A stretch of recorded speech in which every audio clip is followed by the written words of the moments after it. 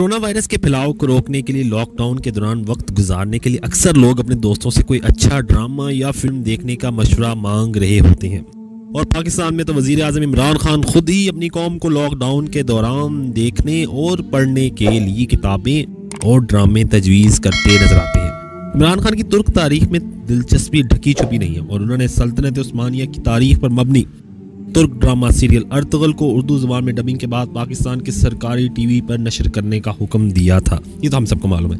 हाल ही में इनकी जमात के सेनेटर फैसल जावेद का कहना है कि वज़ीर-ए-आज़म खाना इमरान खान चाहते हैं कि एक और तुर्क ड्रामा सीरियल यूनुस अमरा को उर्दू ज़ुबान में पाकिस्तान में नशर किया जाए, जहां बहुत से लोग वज़ीर-ए-आज़म इमरान खान की तजावीज़ को पाकिस्तान की नौजवान नस्ल को इस्लामी तारीख और तमद्दुन से रोशनास करवाने की कोशिश करार देकर सराह रहे हैं। वहीं कुछ लोगों ने इस पे मायूसी का भी इजहार किया है, जिनमें पाकिस्तानी अदाकार, फिल्मसाज, हदायतकार शान भी शामिल हैं।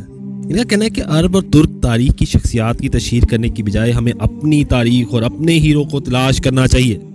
इस बहस से कता नजर आया कि तुर्क तारीख और हीरो हमारे हैं या नहीं। हमने तारीख की किताबों को खंगाल कर ये जानने की कोशिश की कि आखिर यूनुस अमरा कौन है और जिनके बारे में इमरान खान कौम को आगाह करना चाहते हैं। तो आए मैं आपको आज बताता हूँ कि यूनुस अमरा कौन है।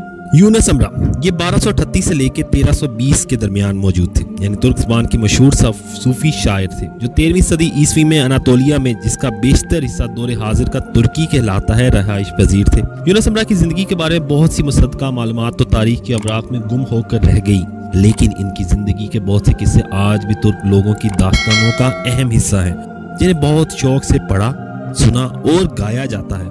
1071 में जब अनातोलिया में सल्जूक सल्तनत कायम हुई तो कोनिया की दारुल हुकूमत को चुना गया। इस दौर में इस्लामी तहजीब और सकाफत को फ़रोग़ देने के लिए खास तवज्जो दी गई। यही वो दौर था जब इस इलाके में मौलाना जलालुद्दीन रूमी, इब्न अरबी और यूनुस अमरा जैसी शख्सियात सामने आई। सबाहुद्दीन यबगो अपनी किताब यूनुस अमरा में लिखते हैं कि यूनुस ने जब सन 1240 में अनातोलिया में आंख खोली, ना सिर्फ ये खित्ता ना सिर्फ तिजारती और फ़नून लतीफ़ा की सरगर्मियों का महवर था, बल्कि सियासी कशमकश का भी शिकार था। 1230 में अनातोलिया में मंगोल हमले ने तुर्क बादशाह अल्प अरसलान को सल्जूक सल्तनत को कमजोर किया और सल्जूकी सल्तनत के असर रसूख चंद शहरों तक ही महदूद होकर रह गया। जहाँ इस खत्ते में सल्जूक असर रसूख कम होता जा रहा है, वहीं सल्तनत उस्मानिया के बानी अर्तगल के बेटे गाजी उस्मान बाज़तीनी फौज को शिकस्त देकर इलाके में अपनी ताकत बढ़ा रहे थे। ताहम सल्जूक दौर में सूफी उलमा को माशरे में खास मुकाम हासिल था और ये सूफी न सिर्फ मजहबी मामलात में बादशाह और कौम की रहनुमाई करते थे, बल्कि इनके पास बहुत से अहम सियासी ओहदे भी थे। यूनुस अमरा भी सल्जूक दौर में सरकारी ओहदे पर फाइज रहे।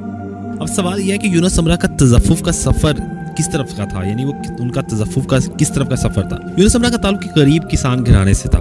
तज़फ्फुफ की तरफ इनका सफर के बारे में यूनिवर्सिटी ऑफ पेंसिल्वेनिया के डॉक्टर तरगुत अपनी तहकीक यूनुस अमरा एंड ह्यूमनिज्म में रकम ताराज हैं कि एक साल जब कहत साली की वजह से फसल कम हुई तो यूनुस ने जंगली फल इकट्ठे किए और इस वक्त मशहूर सूफी आलिम हाजी बख्ताश वली की दरगाह पर जाकर इनसे फूलों के बदले काश्तकारी के लिए बीजों का मुतालबा किया। कहावत है कि हाजी बख्ताश वली ने इन्हें इसके बदले में 3 बार दुआ देने की पेशकश की, लेकिन यूनुस अमरा ने बीज लेने पर ही मुसर रहे। इस पर हाजी बख्ताश ने इन्हें बीज दे दिए। यूनुस अमरा की ये बीज अपने गांव की तरफ लेकर अपने गांव की तरफ रवाना हो गए, लेकिन रास्ते में इन्हें ख्याल आया कि उन्होंने दुआ के बदले बीज लेकर गलती कर दी। अपनी इस गलती का मदावा करने के लिए वो हाजी बख्ताश वली के पास लौटे और इनसे गुजारिश की वो इन्हें अपनी सरपरस्ती में ले लें, लेकिन हाजी बख्ताश वली ने एक आम तब्तूक अमरा से रुजू करने को कहा। फिर यूनुस ने 40 साल तक तब्तूक अमरा को शागिर्दी में गुजारा। तब्तूक अमरा का ताल्लुक सूफी सिलसिले से साथ जो अपनी इबादत में सर और साज का इस्तेमाल करते थे और यूनुस अमरा को अपने उस्ताद का साज बहुत पसंद था। मेरा दोस्त यूनुस। डॉक्टर तुर्गत के मुताबिक यूनुस अमरा के बारे में एक और किस्सा जो बहुत मशहूर है। इसके मुताबिक एक मरतबा वो तब्तूक अमरा की खानका छोड़कर चले गए और कुछ ही अरसे बाद इन्हें अपनी गलती का एहसास हुआ तो उन्होंने वापस जाकर अपने उस्ताद से माफी मांगकर इनकी शागिर्दी में लौटने के बारे में सोचा। जब अपने उस्ताद की रिहाइशगाह पर पहुंचे तो उनकी मुलाकात तब्तूक की एहलिया से हुई। यूनुस अमरा ने इनसे पूछा कि क्या इन उस्ताद इन्हें माफ कर देंगे या नहीं, जिस पर तब्तूक की एहलिया ने मशवरा दिया कि वो इनके दरवाजे के आगे बैठ जाएं। उस्ताद की एहलिया ने कहा कि जब तब्तूक नमाज फजर के लिए निकलेंगे तो चूंकि इनकी बिनाई कमजोर है तो इनके कदम ला महाला यूनुस से टकराएंगे और वो पूछेंगे कि कौन है, तो एहलिया इन्हें बताएंगी कि यूनुस है। अगर तब्तूक ने जवाब में पूछा कि कौन यूनुस, तो वो यूनुस अमरा खामोशी से चले जाएंगे, लेकिन उन्होंने यूनुस को पहचान लिया और समझ लिया कि उनके उस्ताद इनसे नाला नहीं। रवायत है कि जब सुबह यूनुस अमरा के उस्ताद के कदम इनसे टकराए और उन्होंने पूछा कि कौन है, तो एहलिया ने इन्हें बताया कि यूनुस है। तो तब्तूक ने खुशी से कहा मेरा दोस्त यूनुस आ गया। तो तो ये वो वाक़या बहुत मशहूर है। यूनुस अमरा आम अल्फाज में ख़ास पैगाम देने वाले सूफ़ी शायर थे। यूनुस अमरा के दौर में अदब में फ़ारसी अरबी अल्फाज का इस्तेमाल ज़्यादा किया जाता था, जिसकी वजह से अनातोलिया में रहने वाले आम तुर्क इसको समझने से कासिर थे। यूनुस अमरा वो पहले तुर्क सूफ़ी शायर थे जिन्होंने अपनी शायरी के लिए आसान तुर्क ज़बान का इंतखाब किया, जिनकी वजह से इनके पैगाम को आवाम के दिलों में उतरा और इनकी मकबूलियत और पैरोकारों में तेज़ी से इजाफा हुआ। तुर्क तारीखदान मुस्तफ़ा इज़्ज़त बाकी अल-मारूफ अब्दुल बाकी यूनुस अमरा के बारे में कहते हैं कि वह वहदानियत, खुदा और इसके बंदों से मोहब्बत को अपनी तालीमात का मुहव्वर बनाया है। इनके मुताबिक यूनुस ने अपनी शायरी के जरिए इस्लाम के 3 दर्जे बयान किए। पहला ईमान यानी एक खुदा पर यकीन, दूसरा इस्लाम यानी इस्लामी असूलों की पाबंदी, और तीसरा एहसान यानी खुदा के बंदों से हुस्न सलूक।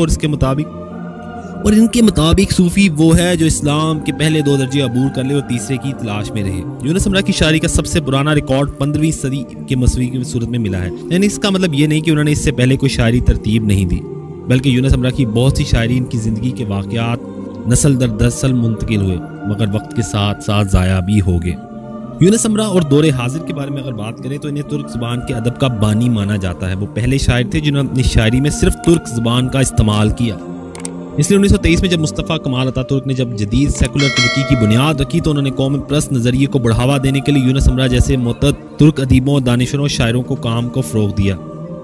सन 2015 में तुर्क टीवी चैनल RT ने यूनुस अमरा की ज़िंदगी पर ड्रामा सीरियल यूनुस अमरा मोहब्बत का सफ़र नशर किया था, जो अब नेटफ्लिक्स पर भी मौजूद है। 2 सीज़न पर मोहित ये वही ड्रामा सीरियल जिसे इमरान खान उर्दू ज़बान में पाकिस्तान में नशर करने के ख्वाहिशमंद हैं। तो अगर आपको ये पसंद आई या आपको ये बात अच्छी लगी, अगर आप ये ड्रामा देखना चाहें तो आप देख सकते हैं। बाकी मेरी बात आज यही थी यूनुस अमरा के बारे में। अब क्या आपको अच्छी लगेगी? अगर मेरी बात अच्छी लगी मुझे ज़रूर बताइएगा। अल्लाह हाफिज़।